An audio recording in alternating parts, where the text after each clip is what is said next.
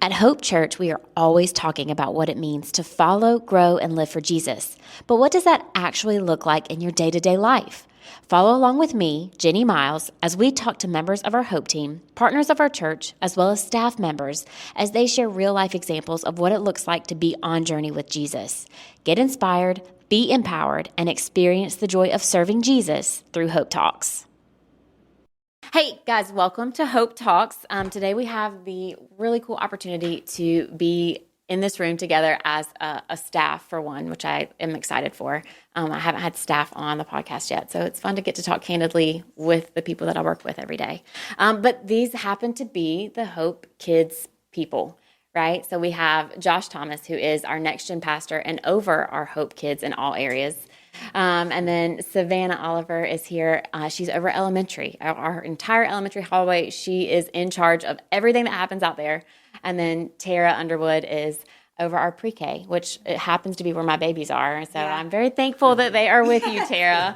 I'm grateful too. So we're going to talk through Hope Kids today on Hope Talks. So welcome. I'm glad you're here. The way I like to start off episodes with my guests is I like to pin their drink of preference. Like I'm like, oh, what kind of drink are you? And so if I'm being honest with you, I had limited supply when I went to go pick out your drinks. So thoughtful. I know. I'm so sorry. I was on a time crunch. I really hate that because, Josh, I'm going to be completely honest. What I envisioned getting you, and I don't know. What did you envision getting me? I envisioned a Yoo-hoo with a silly straw. A Yoo-hoo. I haven't had a Yoo-hoo in years, but I would have. Would you have enjoyed it? Crushed that. Yeah. Yes, absolutely. I feel like, Josh, for whatever reason, I love a Yoo-hoo, and I was like, Josh would enjoy a Yoo-hoo. I just feel like that feels like Josh, but maybe not. So anyway, here's what I did get you instead, okay? It's not a Yoo-hoo. Josh got a really sophisticated Starbucks I'll just espresso. drink it with my pinky up. Yes, do that. It's the little tiny cup. Espresso and cream. Oh, here we'll have some ASMR for the camera. Yes. That was great. There we go. Right there. Okay, but here's the reason that I got that one for you is because I feel like you and I are the only two who just really got a lot of use out of the Nespresso machine upstairs. I'm pretty certain it's only us using it. Me too. So then I start to feel bad when it gets depleted very quickly because I'm like, whoa. Like, Josh, we need to slow down. It's good when you have like 2 a day and you're like, I should stop. My heart is kind of beating a little bit faster than normal. I should really. But then you hit 4 o'clock and you're like, but I've got so much to get done. I'm going to go get another one. And that's what keeps happening. So anyway, maybe that'll hold you over for a little while today. I'm excited. Okay. Savannah, I got you a Sprite only because I heard you talk about or ask for a Sprite when we went out to eat the other day. But also, you probably don't need the espresso because you are with child. Yeah, you don't need that much caffeine. Your doctor would probably be very angry at you. Right. But again, if I had found silly straws, I would have put a silly straw in there for you just to add to the straw. There you go. Okay. All right. So Sprite with a silly straw is what I would have gotten you. It's perfect. Yeah. Tara. Jenny. I can only imagine. I don't know what. I did not know. Okay, but here's what I was thinking is just the energy that you bring to the table. You reminded me of like the Snapple commercials that used to and the pop. Yes. And that's what made me think. I was like, oh, Tara, Snapple pop. That would be fun. But Snapple drinks come with a twist now. They don't pop anymore. I would have made a mess. And the only the only Snapple drinks that I saw were also 0 sugar, and I was like, that's not going to taste good. That's unfair. So then I was like, sweet tea. Sweet tea. Yes. Yes. Oh, I love it. Yes. All right, my sweet tea friend. But I'm going to be honest, I get limited selection, so I don't know if that's good sweet tea. But I hope that you enjoy it. It will be wonderful. It is covered in the blood of Jesus. Okay, all right. Yep. Yep, good deal. Okay. Awesome. Well, Did you get yourself like a special drink in this? I always forget about that part. No. So I have a Biscuitville cup sitting on the floor right here, and it's empty. It has ice in it. With a straw. Do you want my straw? I'm good. Okay. I'll pass. Okay. All right, it's not silly, but it's a straw. Anyway, so I hope that you will enjoy your drinks and what I projected onto you guys as what you would enjoy maybe a little bit of. Anyway, I'm glad that you guys are here. If we could, just really quick, let's go around the table and kind of, what are your family dynamics? What do you enjoy doing? What are your interests? Just what makes you you? Josh, would you like to start? Yeah, absolutely. I'll start. So, kind of family dynamics. I've been married to my wife, dear Danielle, for almost 6 years at this point, which has just been awesome. And then this past January, we had Violet. And so, little Violet, she's about 7 months at this point, which is it's just the best. She's so cute. growing every She single is day. a beautiful little girl. I know. We got really lucky. We had a really cute kid. Yeah, that's a fear. I'm not kidding. At both pregnancies, I was like, oh, what if this baby's not cute? What do you do? Which feels bad, but I feel like every parent has that in the back of their head of like, really, don't be kind of crazy looking. But, Yeah. You know, all kids are cute. We know this. But some grow into it later. And Exactly. So We'll say that. I know so she's just fun. So we're just in the stages of everything is new, everything is exciting, the wonder is all over. So we just love doing stuff together. We love getting outside. We love family nights, prioritizing that. We're just big on that. We love playing board games and Dungeons and Dragons because we're nice and nerdy. And, nice and nerdy. I like it. you know, I mean, I just love it. You get to play games and tell stories with your friends and that's kind of our dynamic. That's what we're into and we love it. Yeah. Perfect. Yeah. Okay, Savannah, what you got going on? Well, I'm Makes you married to Tanner, my high school sweetheart. Sweet. Started dating when I was 15, and we got married in 2017. So we've been married almost 8 years now. And we have Brody, who is 5. He starts kindergarten next week, and I'm not sure that my heart's ready for that, but I'm just gonna roll with it. I will learn from you. I will revisit next year when it's time for me. And then we have Braxton. He will be 3 on September 1st, so coming up soon. And then we have another little boy on the way. February. Yeah, boy mom life over here. So just loving that. Let's say our dynamic is chaos majority of the time. I feel like I could insert. We enjoy mud and Yeah. bugs and Play fighting all on things shore. outside, mud, dirt, rocks. There's nothing for me to come inside and find a stick or a rock in the corner somewhere. But as a family, we love camping. Yeah. I grew up camping my whole life, not like tent camping. We call it glamping more so because it's a camper and there's air conditioning and a bathroom. shower, yeah. Yeah, a shower's nice. Doesn't seem bad. I mean, No, I'll take that. I like tent camping, but I'd rather have a nice bathroom and air. But so we go with our whole family, and that's fun. And yeah, life's just holding on right now, keeping boys alive. So That's right. Hey, you're doing a great job. yeah, that's a good thing. It's a good thing. Yeah. All right, Tara. Well, What many things make you up? I'm married to Larry, and together we have 4 children, ages from 19 to 28 are our oldest that are grown, and then Faith is going to be 16 in a week from today, driving a vehicle. So pray for me. And I also coach varsity cheerleading and JV cheerleading at Western Alamance High School, so I have those kids as well. And what keeps us ticking is just cheerleading, and we love camping too, but our kids are grown, so we're like, if it doesn't fit in your backpack, it's not going, and we're going to figure this out. So we love just being outdoors and enjoying each other's company, and we're in that season of life that is kind of over the raising part and just sitting back and seeing what we've poured into The our reflecting kids. part. Yes. Yeah. So it's nice. I think I look forward to that. I don't want to rush things or wish it away, but I love the idea that, like, I don't know, Trent and I could go and do something together one day. Yeah. You know? Right. Well, I have to find a babysitter. Right. Yeah. You know, I don't know. Well, I asked the other day at the restaurant, I said, I wonder if parents, we pray for our children all the time, but I feel like I'm praying for my grown children more intentionally than when they were little, because when they were little, I could see them and they were right there. But I find myself now that we have 3 out of the house and there's just one, you don't have that. I can see them. They're okay. Yeah. Part. So that's kind of the season. So I think it's Yeah. a little bit harder when they do get Yeah. older. There's some great rewards, but there's also the I'm not right there, and I have to give God complete control. Yeah. And intentionally, I can say I gave God control when they're right there, but when they really aren't, have to really be mindful of that. For sure. Yeah. Ooh, Yeah, I'm not rushing to it now. Yeah. That stresses me out a little, Tara. Sorry.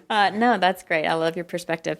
Okay, you guys. So I want to know what it is that draws you to working with kids, because you're not just volunteering with children. Like, you now are full on. You're working with kids. Like, that's your heartbeat. That's what you want to do all the time. So what draws you to that? Is it an experience that you had as a kid, maybe in church, or is it maybe a lack of experience, or just what is it that draws you in? I also want to preface it, like, you guys are in very different like age groups that you're working with. So I mean, even Josh being 5, 6, and we can go into Student Hope, but really just 5, 6, and then elementary and pre-K. I love how did y'all mean to sit in the order in which it stair step? That's Yeah, well done. Well done. Anyway, so what is it that got you there? Why kids ministry? I think for me personally, just growing up in church, being, a part of a family that would work at churches, and so we were heavily involved.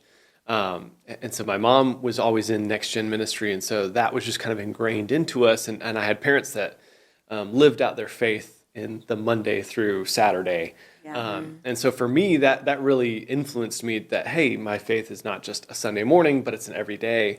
But honestly, too, having small group leaders that were with me in the different phases. I remember in elementary, I had this guy, Kevin. He was our small group leader, and he was there every single week. And I always remember he was worked in banking or something like that. I don't remember because this is, elementary age Josh. Right.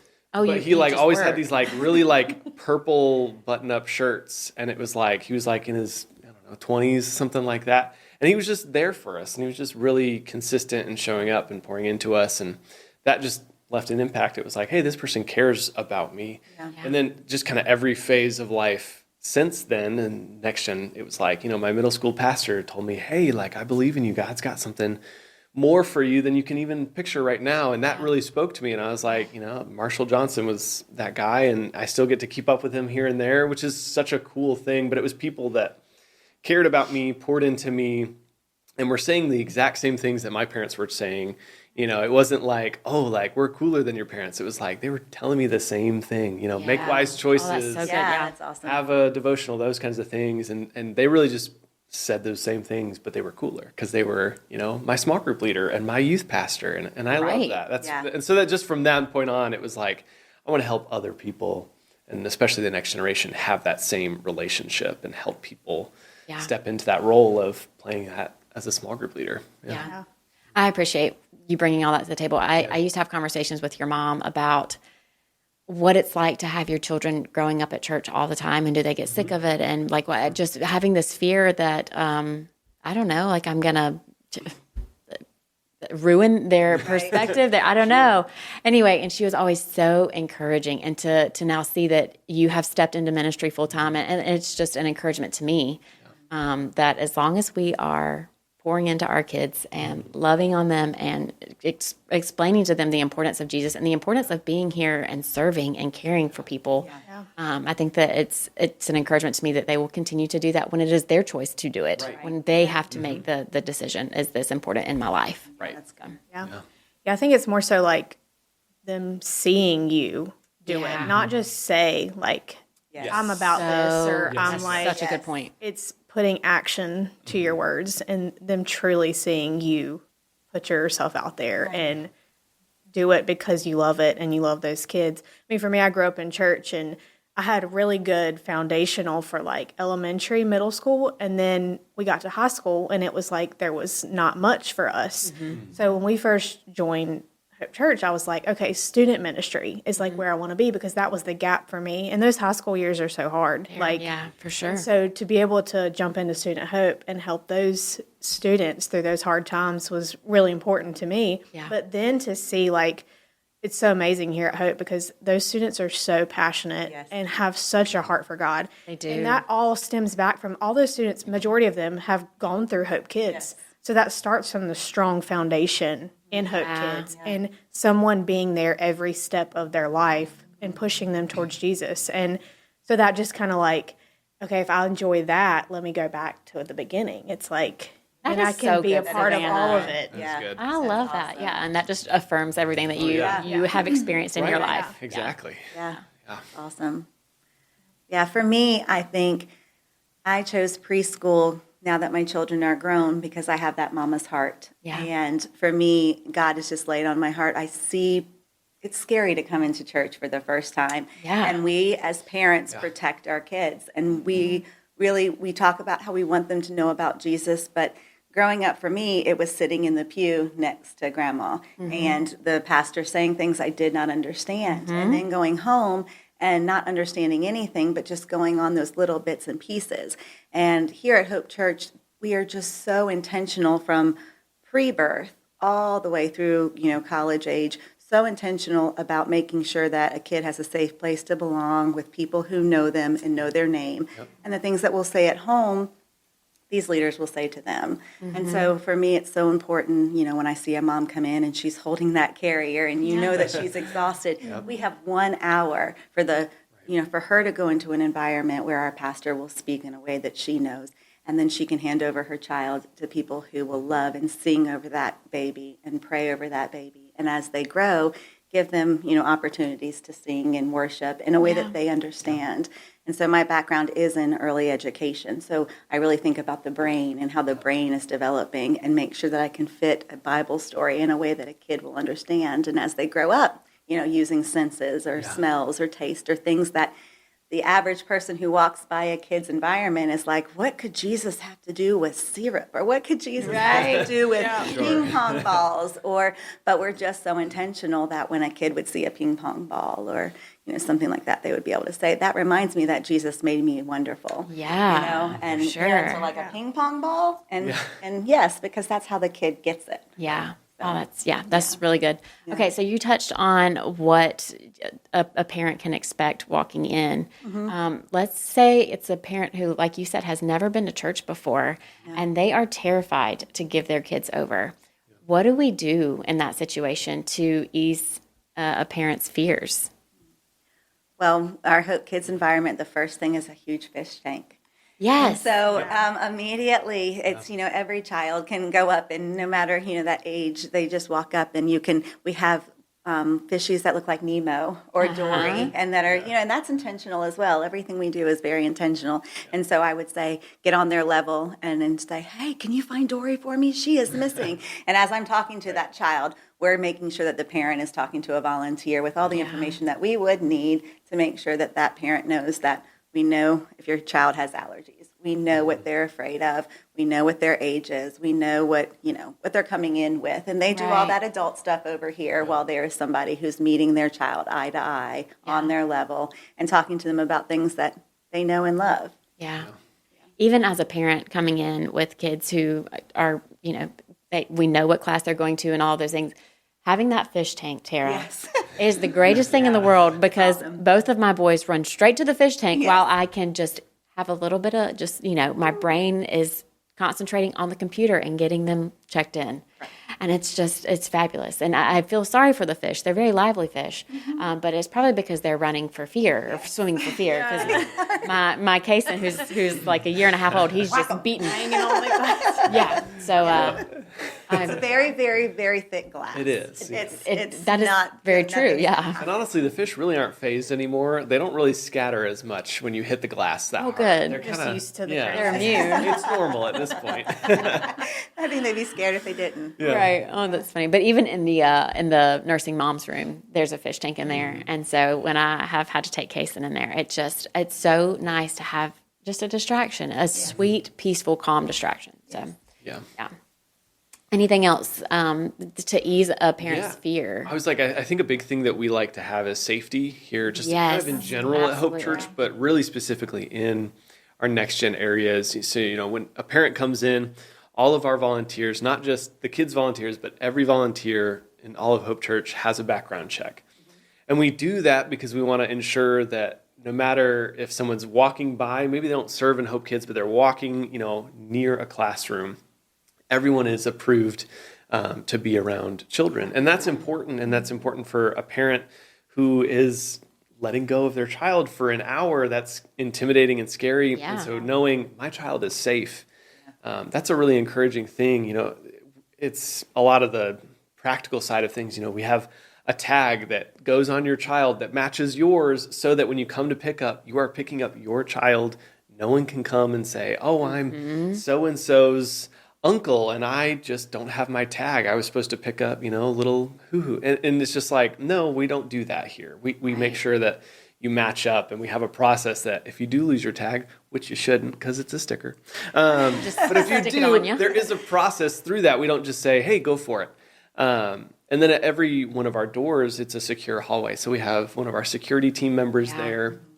We have our medical team that is throughout the church. So if there was ever an emergency that a Band-Aid can't fix, we have a team in place. So we have these different people all throughout our church and systems that help us alleviate those fears, because I think for a parent, it's so easy to be so nervous of like, this is my child. I mean, even for me, 7-month-old, when we came in, I know everyone. And I was still like, okay, I actually have to let Violet in for the first time. I'm handing it to, I was like, I'm handing Violet over to people that I know and I have relationships with. And, Carolyn's like, oh, we're going to have so much fun today. And I'm like, okay, like I trust you, but it's intimidating. Should I stay? Right. I know there's a level, when she's looking back at you and you're like, no, you're good.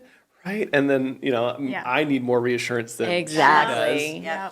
But it's those little steps that we take. I think safety is important because it allows you to kind of not have to worry or think. While you're in service, you can worship without having to think about, is my child okay right now? Yeah.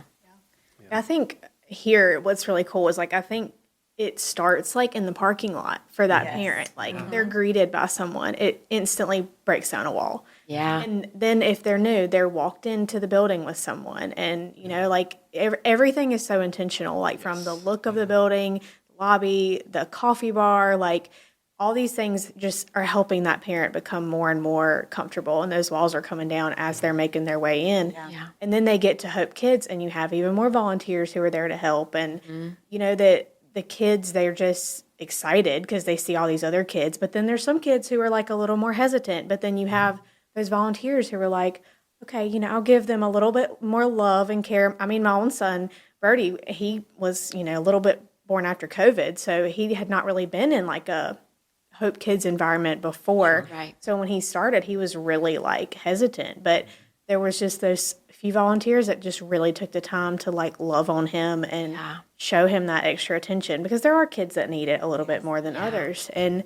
then it just kind of let him break down those walls. So then it allowed me to break down the walls and be more comfortable with okay, he's good. He's going to be loved on. He's going to get a hug if he needs one, So it's it all starts it's not just Hope Kids. It starts from the parking lot all the way to the Hope Kids. Absolutely. And I think that is the biggest difference. Yeah. I love that you brought that up.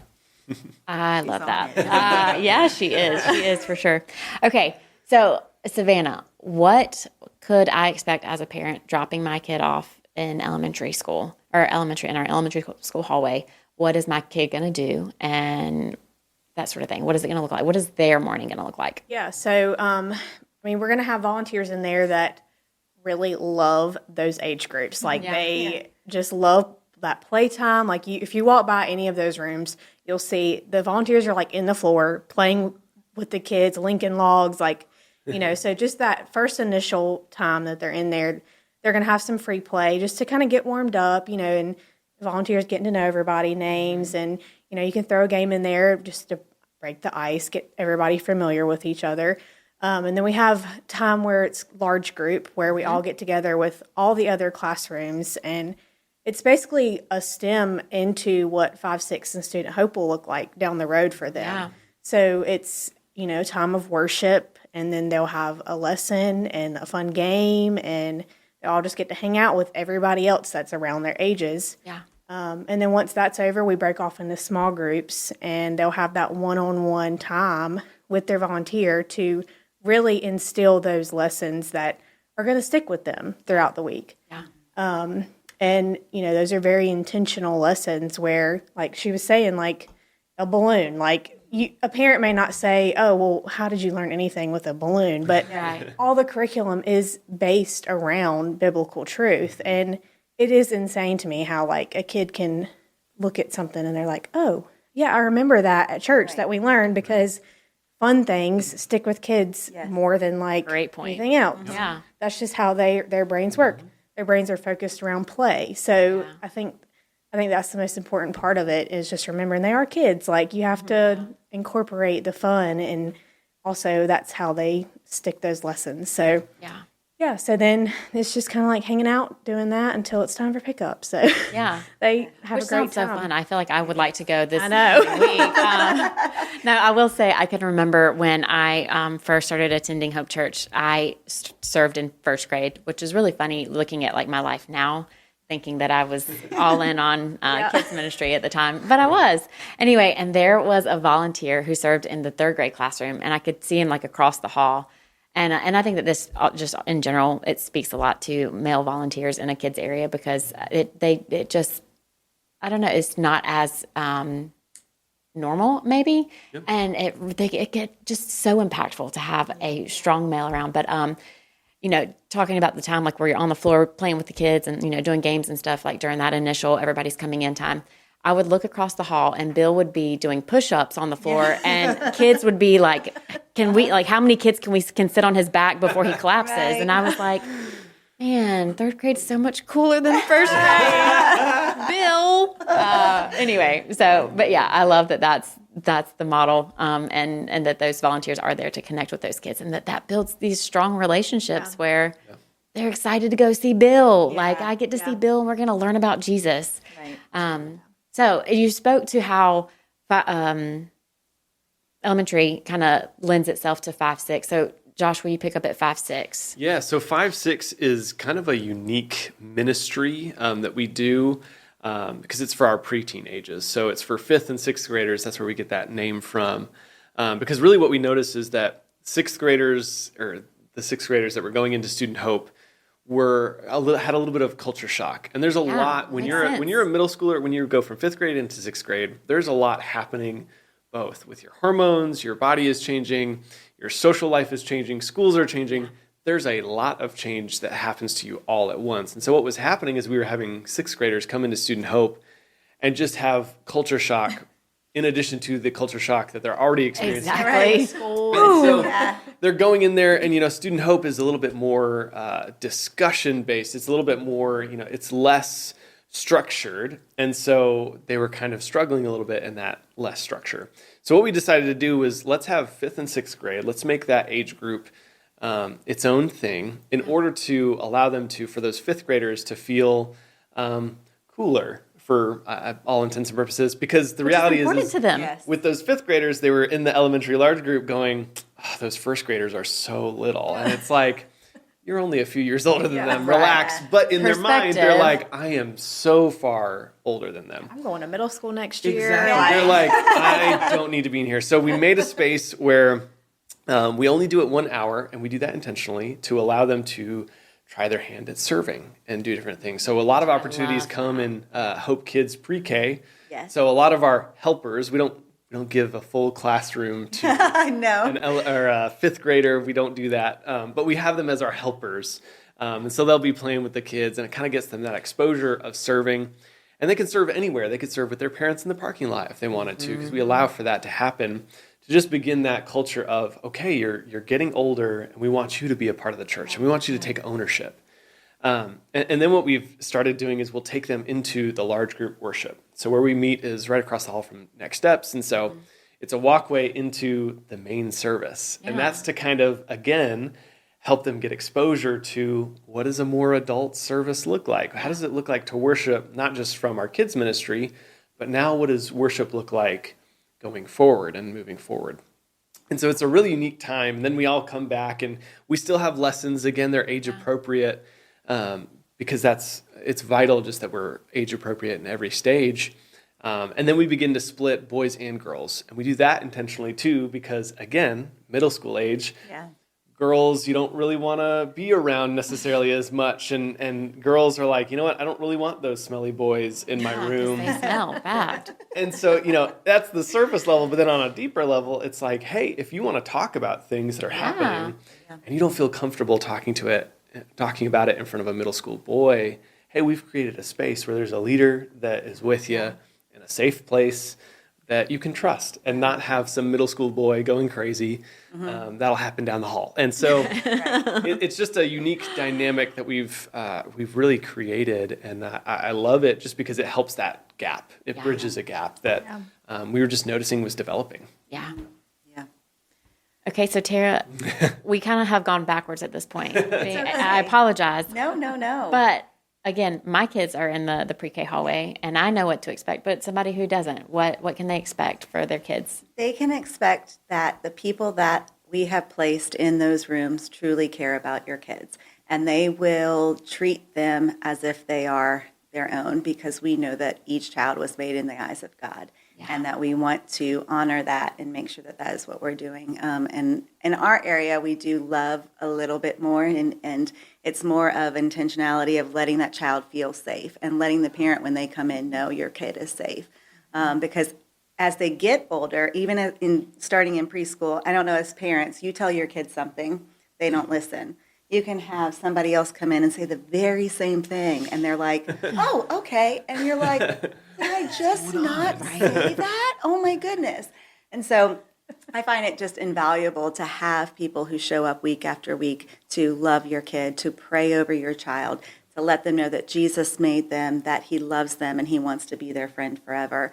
And also worship. We have worship, even in elementary, we have worship. We have Ollie, who's an owl, and he's super fun, and we get to see him tell a Bible story, and then we see kids who are actually recreating that Bible story in a way that, just like the Disney Channel or something. It's colorful, it's exciting, there's inflection in the actors' voices, and those Bible stories tend to stick. Yeah. And so it's super sweet to be able to see a mom who you can see her come in with one posture and scared, and then really kind of creep in. We'll see faces sometimes 10 minutes after drop off, and just, are you sure? And I'll kind of give them a wink, yes. And then when they come back at the end of the service, our prayer really is, Holy Spirit, speak to that parent. Allow there to be no distractions. Allow them to hear what you need to say to them in a way that's going to speak right to their heart. And then when they come get their kid, that they know that there was someone that showed up and prayed for your child all week.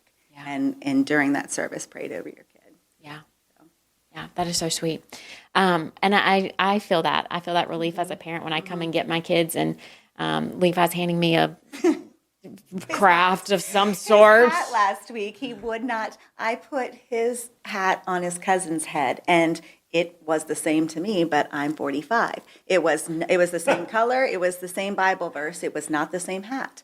And so No, ma'am. Absolutely not. He said, that is not Stetson's. That is mine. And I said, okay, I'm so sorry. Is this it? Yes. And I promise it was exactly the same. I'm sure it was. Yes, I'm sure. He is quite particular. But as a parent, I love coming to pick up my kid and then being excited to give me, hey, look at what I did. And it also warms my heart to see that he is developing a little more than he used to. Like when he colors now, like sometimes it's a little bit in the lines, Yes. Anyway, but for him to not only be able to give me that, and he's proud that he's made this thing, but to say, Mommy, this is how it relates to what I learned today. Yeah.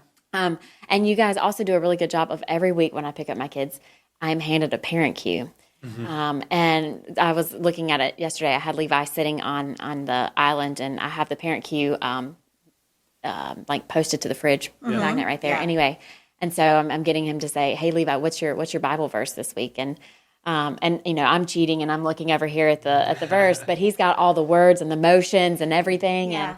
And anyway, that's really helpful as a parent to just be able to keep returning to it throughout the week. Yeah. And so kind of share a little bit about the parent cue and what exactly we as parents have access to through that, if we choose to use it and continue the conversation, because that's the Monday through Saturday part that we talked about in the very beginning, and that's important, right?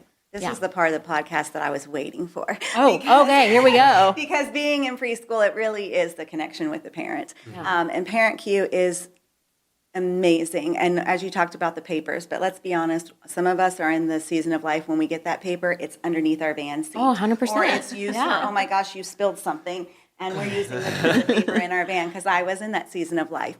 But there is a parent cue that you can download on your Android or in the Apple Store, and it has drive time, so you can plug it into your car, Bluetooth it, and it will sing the worship song that we are doing for the Yes. month. And it will also give you, sometimes we don't know how to talk about our kid about the Bible verse, but we've got this 15-minute ride to daycare or to school. And so it'll give you prompts and ask you things for your child. Like if you were to see a little boy who had a car and you really wanted it, what would you do? And talk through. And it also gives us as parents things to say, because sometimes we're like, oh, what's the answer to that? Right. And it even Yeah. just kind of cues us up. It is exactly that, a parent cue. Yeah. So there's mealtime talks, there's drive time talks, there's either bedtime talks, so right before they go Bath to bed. time. Yeah. Bath time. Yeah. And so it has the songs, the Bible verse, the stories, everything. And that's the way that we can get Sunday to connect through to our Monday through Saturday until we do it again. And I think that's helpful too, just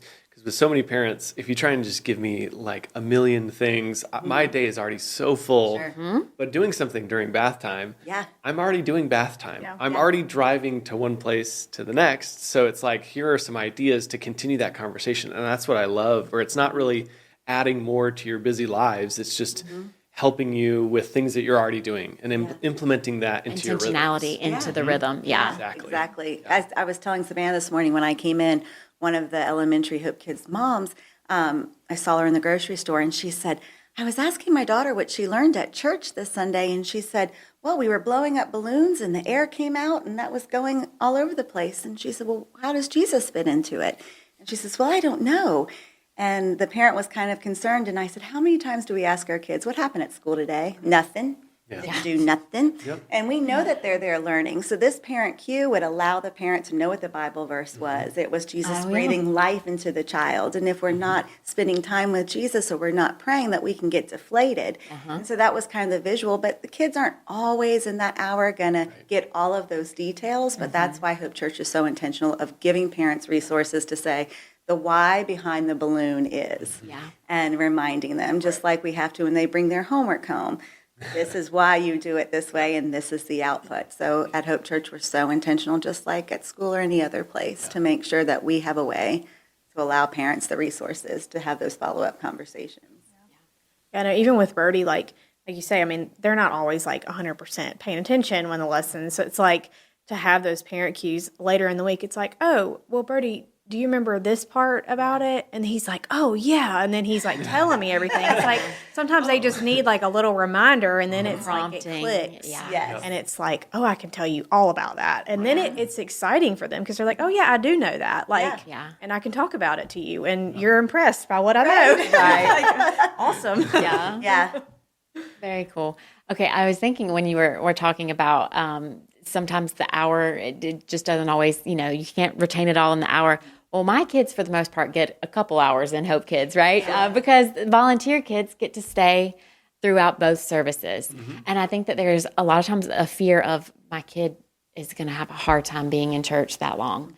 But what I have found is that because, and I reference Levi, he's the oldest, he's my 5-year-old, but because Levi is there for both services and he's getting the same lesson but with different activities, there's more opportunity for the connection to be made in his head. And that is what I experienced, is that maybe this activity that we didn't resonate with you in the same way, but this one sure did, because you're telling me all about it and how it pertains. And so that's been really cool.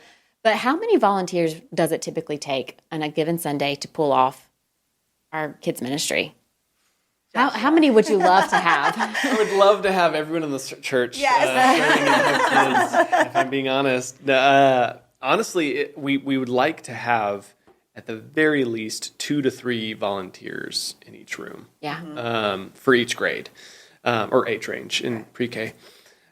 The reason why is because there's a lot of kids. There's a lot of kids in our church, and we're having kids all the time. Which is a great thing to have. Yeah, there are so many ladies walking around with babies in their bellies right now. I know. I was like, we're going to have a boom, and We are fixing to have a 9 boom. months from now, and which is an exciting thing. But we need volunteers who are willing to say, "Hey, I want to be there, and not just be there every now and again, but be there every week." And the reason why we ask for, hey, we would love for you to be every week, because we want those kids to know you. Yes. It's really hard to, if I'm a kid, I'm coming every single week, maybe my parent serves, and my small group leader is different all the time. Yeah. I'm not going to relate to this person. I don't even really know them. I don't really remember their name. Right. But the leaders that show up week after week, those are the ones that are making an impact, and they're remembering your kid's birthday, and they're remembering, hey, you were really nervous about that math test that you were coming up. How did that go this week? And just being able to do that. And we know that as people, we can only connect to so many people around us. So when we have multiple people in our rooms and in our classrooms as small group leaders, they're able to kind of make that small group even smaller, which is a good thing, where, I don't have to be responsible for remembering everyone's crazy week, but I can remember half the room's crazy. And so really, it's for pre-K, we have ratios and things like that. If you want to get into the nitty gritty, and if we don't have enough leaders, we have to shut rooms down because, again, safety is important for us. Right. And so that the ratio number changes as they get older, but same thing, we want kids to be able to come. And for people serving, we have amazing volunteers, and I love our volunteers, but I don't want them to feel like I'm the only person who cares about kids in our church. Yeah. And I know there's a ton of you out there that care about the next generation. So it's sure. like, I promise you're going to make an impact if you just step in. Yeah. What are some of the things that you guys have seen as having been in a classroom? Like, what are the light bulb moments that, like, you see a kid get it and it just fuels you, and you're like, this is why I do what I do. This is maybe something to brag on, so that somebody who's thinking about being a volunteer is like, oh, you know what? I could be a part of that. That sounds great. Do you have any of those moments? Am I putting you on the spot? No, I was like, the one that comes to my mind, Holt Mahan, he was in fourth grade. And, I stepped in one day because, I needed to help that room for a little bit. And he was just, he's a super energetic kid, loves, everything. And that was right around the time that Move Up was happening. And so he's going to be jumping into 5-6.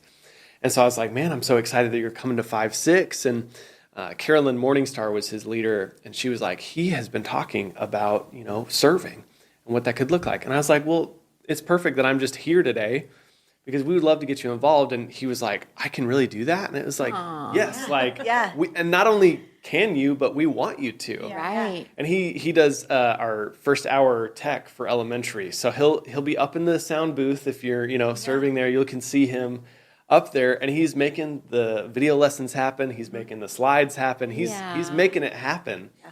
And he adores it every week. His parents have told me time and time again that he loves getting to do it because he feels like he's a part of something, and he feels like, I'm not just coming to church to hang out. I'm coming with a purpose, and then right after I get to go to my small group where I get to be with my friends. Yeah.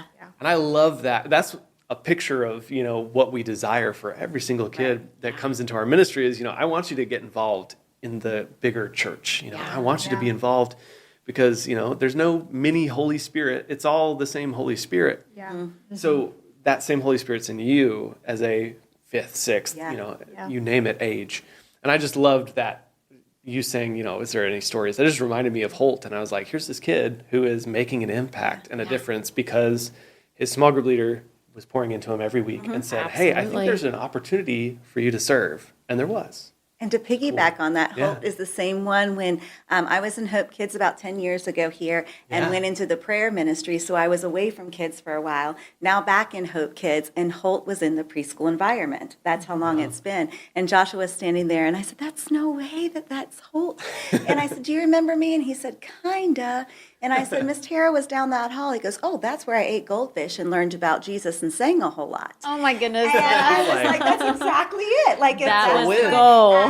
as you're here as a student serving and you know what that hall meant and you learned about Jesus, and goldfish was the first thing he said, which was awesome. Food, children and food, always. He remembered that hallway as being where he ate goldfish, learned about Jesus, and sang a lot. And I think it's just absolutely incredible to see them stewarded from that young age and then be serving here and then in Student Hope is amazing. Absolutely.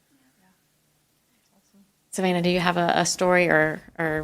Yeah, I mean, I'm a little bit newer to this. You but, are, which means you have brand new, fresh perspective. Yeah. we love.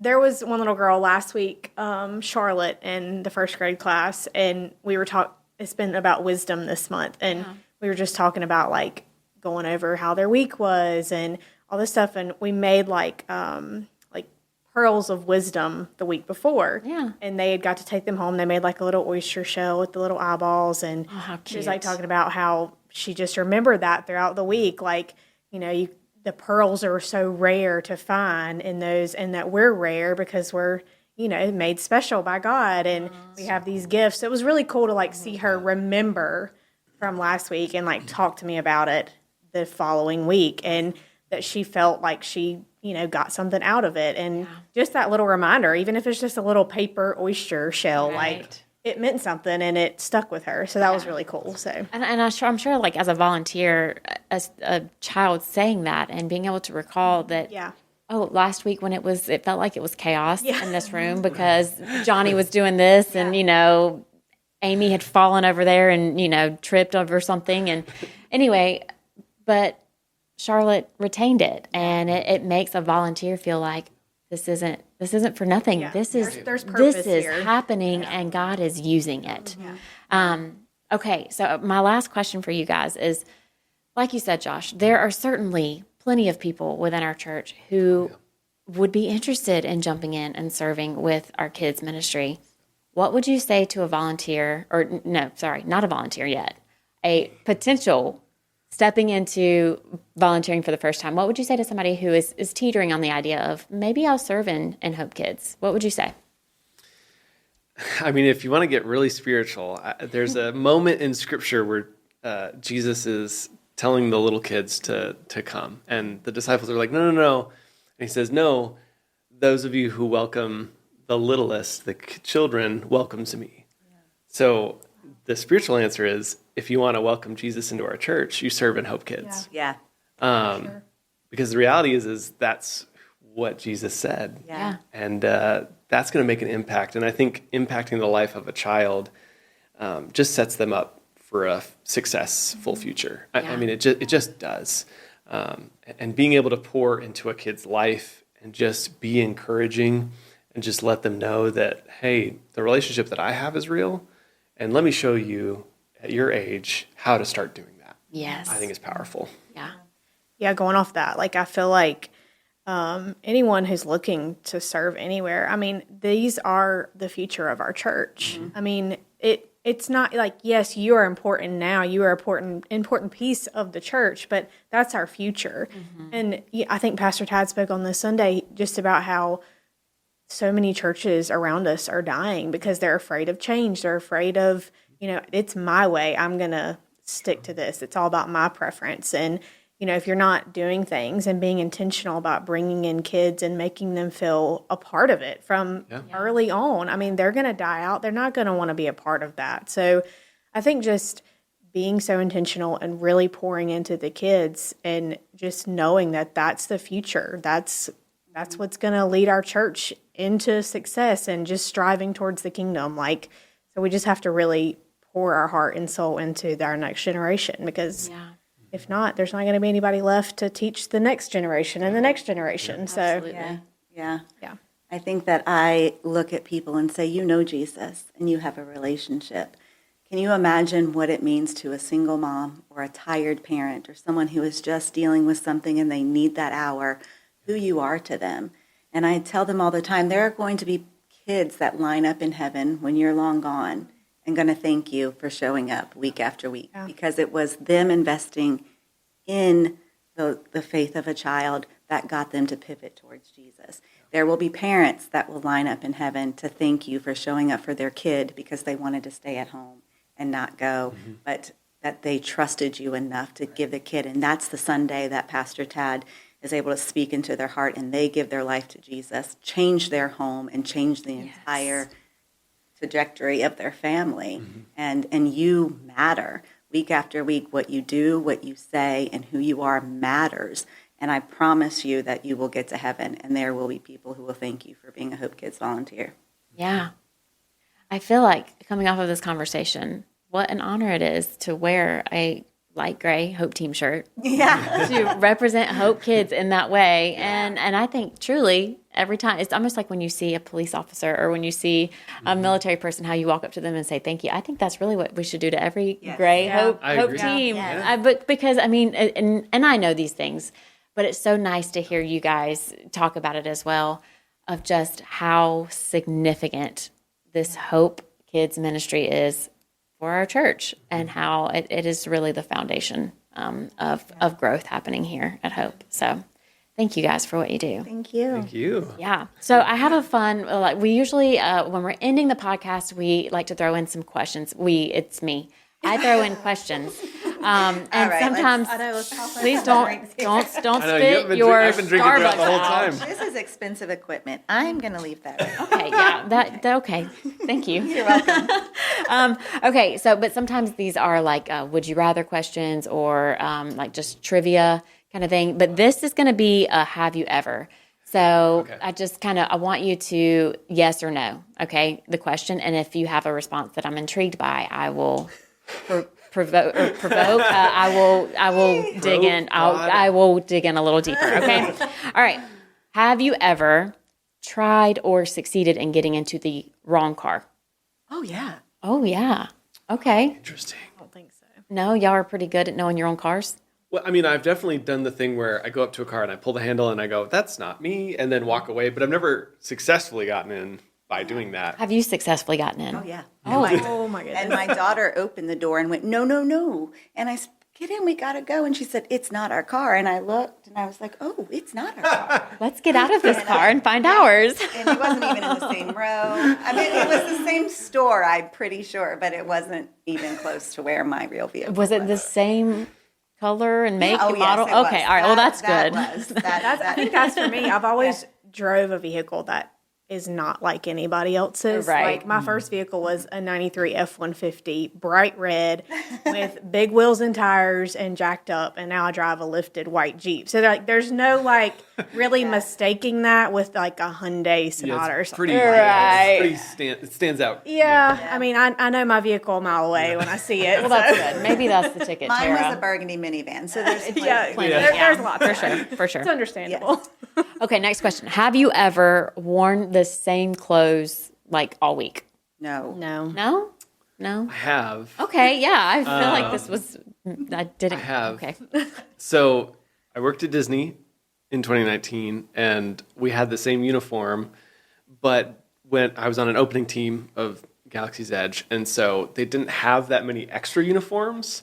And so they just gave it to us, and it was opening week, so we were there at like 4 a.m. and there until 11 p.m. So there wasn't a whole lot of free time. It was a fun experience, you know. I don't miss that.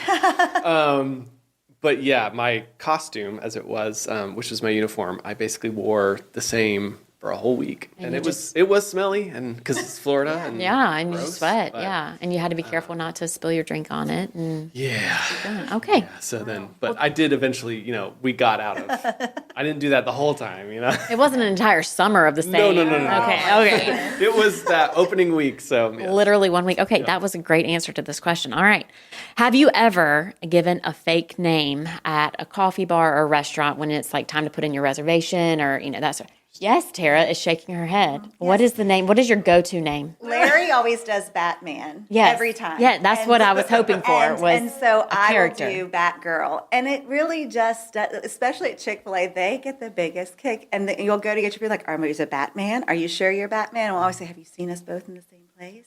Ah, that's And cute. Just kind of fun. get Yeah, this like a- smile on their face. But he's That's Batman and I'm Batgirl. That is fun. I like it. And my teenager doesn't think it's fun. I'm sure she wants to hide under. when she was the younger, table. and now she's now like, I'm it's over terrible. this. Yeah. My husband just likes to embarrass me with the craziest voices in the drive-thru. Oh my gosh. Like Nice. either extremely country accent or like this high-pitched voice. Like he thinks it's hilarious, especially like if I'm driving and he'll like holler out something like, "Hey, give me a tater tot," you know, like something crazy. And I'm like, by the time I get to the window, I'm like, just ignore him.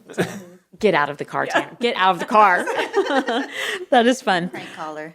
Okay, have you ever attended your high school reunion? I am like anti high school reunion. I do not do that. No? I'm not even at 10 years yet. My 10 year was last year, and no one did anything. So I was like, I might have gone, but there was nothing. So no. All right. Tyler was born at my 10-year high school reunion. I didn't go, and then after that, it just lost its fizz. Yeah. Why would I go now? Yeah. I don't. Yeah. Yeah. Okay. Have you ever been in a band? No. I really anticipated one of you had been in a band. Really? Who Yes. did you think of us had been in a band? Honestly, Which band? my brain went to the two of you. So either Doing Josh what? or Tara. I don't know. I just He's like assumed a drummer any or kind of guitar band. player. I would love to be good at instruments start a and music. band. We should start a band. I mean, have you Kids considered band. worshiping Kids or auditioning for the worship team? Then you That's could have all been a my part of daughter. the No. band. We gotta do Live that. worship for large group. Yeah, Oh, that's true. hello. Yeah. Yes. Yeah. Okay, Does kids like praise team count as a band? What are there instruments? Live instruments? No, my Okay, voice. well, You need a name, Josh. Yeah. You need a name for a band. Okay, y'all work on that. Okay. All right. Last one. Have you ever lied about your age? Yes. Yeah. Nice. I want to hear. What you got? Like, Anytime in someone what asks how old situation? I am. Oh, every time? Every No, time I lie about my No, not every time, but I do. And people will say, "How old are you?" And I'll say, "How old do you think I am?" And then if they're really high, I give them this, "Really?" And if they're really low, I'm saying, "Pretty close." Yeah, That's about And I right. don't lie because I am that age plus how many other years, they just didn't say it. Right. Yeah. That's good I logic. get it. Yeah. Yeah. No, I get that. And You any lie? particular reasons that y'all lie? You know, or just being a high school student, like, oh yeah, I'm 18 or Uh-huh. I'm older than I am, but I have a baby face, so there's not much pulling it You off. do look Yeah. so young. I do remember one time I was wearing an Elon shirt because I grew up in the town of Elon and I attended like a volleyball camp at Elon. So I had all this like Elon apparel. And I was in Greensboro at the time for something. I think I was shopping or something. And a guy asked me, he's like, "So you like Elon?" And he was assuming that I was an Elon student. And I was like, "Oh yeah, it's a great place. Yeah. I'm like a college student. Yeah. Thank you for Right. thinking that of me." Anyway, Josh, do you have a good? No, like specific story, but I've definitely lied. Tried to say I was older than I was because, like, especially early on in ministry, you're seen as like a child, and so I was like, for I don't sure. know, I'm like in my late 20s, which was not true. I was, 20. 25. Yeah. I'm actually just in the middle, but 20, late 20s. Yeah. That's me. Okay, guys. Thank y'all. Y'all have been fun.